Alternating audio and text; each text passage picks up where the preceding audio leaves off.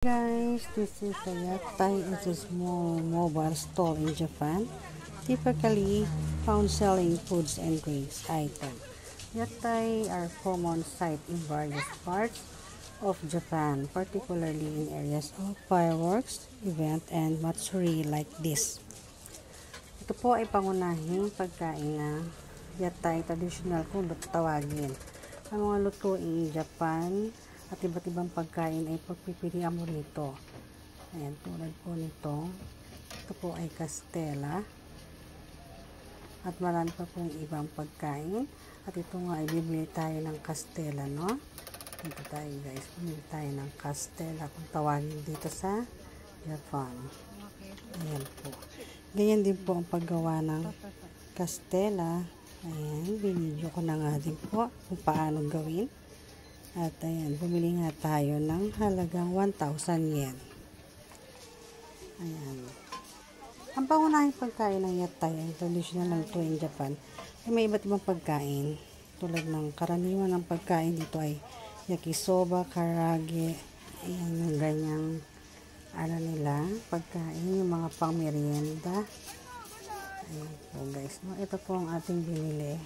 Isang Castella kung tawagin.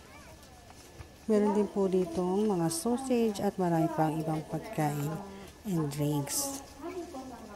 Ayan.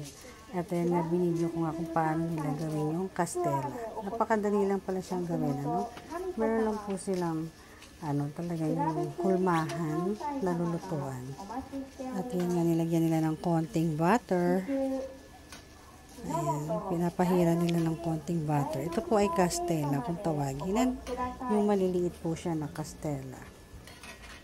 Ganyan siya guys. At ito naman po ay isang yakisoba. Hormone yakisoba sa Japanese kung tawagin.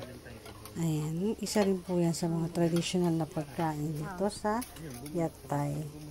At kung tawagin dito sa Japan. Ito isang traditional na ng Japanese. Tulad ng mga ganitong okasyon. Ayan nga siya guys. At bumili rin po tayo dyan. Pumila rin po ako sa isang bilihan ng yakisoba. Ayan. Kasama ko ang aking friends. Bumili kami dyan. At ayan na nga po. Ito po ay Rokpyakken. 600 yen. Isang pack. Ganyan siya. Ang pack niya. 600 yen po yan. At marami pang ibang inumin. Iba't ibang klaseng inumin ang nandito. Ayan lang guys. Share ko lang. And thank you for watching. God bless everyone. Bye!